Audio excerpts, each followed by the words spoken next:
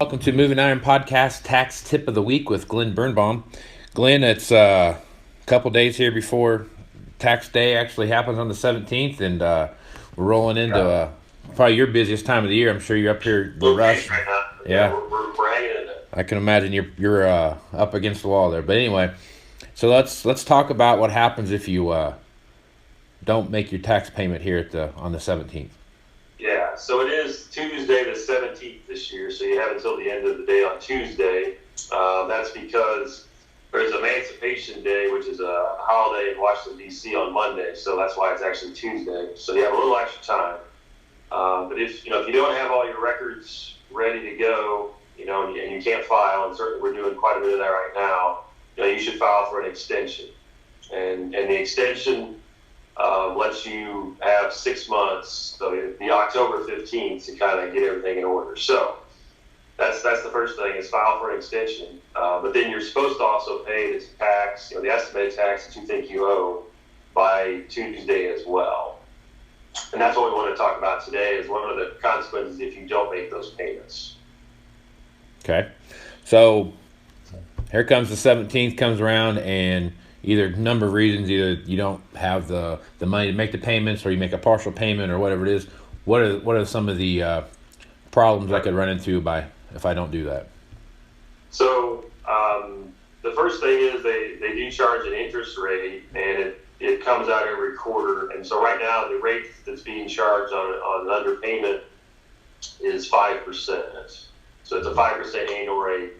And so that clock starts if you're not making your if you're not making your payments. Then there's an additional, again, so we're talking about if I don't pay the tax as of April 17th. Then there's an additional penalty for late payment of interest. Okay, so really I should have paid my normal amount April 17th, and it comes down to it's 0.5% per month is what they charge you. So if you do the math on that, right, 0.5% per month, that's a 6%. So 12 months times a half is 6%. So they're charging you 6%. So in theory, the rate can be 5% is your annual rate on interest, and the penalty is 6%. So it can approach 11% if you don't have the money. So. But definitely you want to file for the extension, and then just obviously try to get any interest paid in as quick, or any tax paid in as quick as you can, to stop the interest. All right. Okay. So, how would you? At what point would the interest rate outweigh the, cost of money and all those kind of things? So when you're looking at that, have you ever advised clients to say, maybe you should just pay the interest and make the payments, or how does that work? It can sometimes happen if the customer is really short of cash, but interest rates have climbed.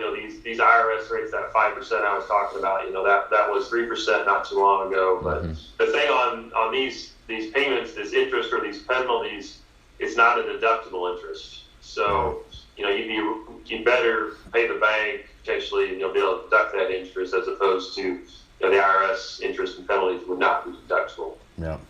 Okay. Great. All right, Glenn. Well, if guys want to reach out to you and ask you some more questions or continue this conversation, how would they do that?